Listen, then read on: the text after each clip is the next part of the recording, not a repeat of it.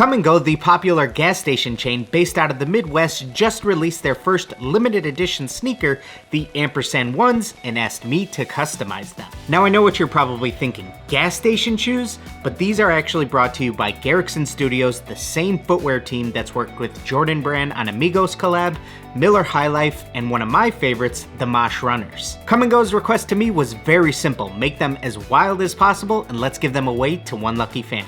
So make sure you stick around to the end of this video for all of those giveaway details. But now, how about we dive into the painting of these in 3, 2, 1.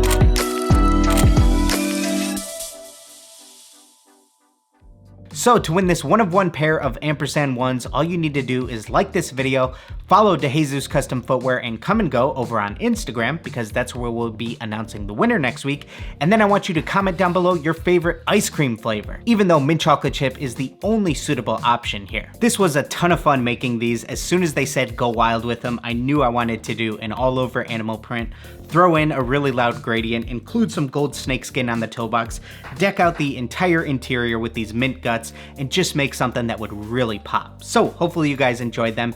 Thank you so much for watching. Now everybody get out there and just create.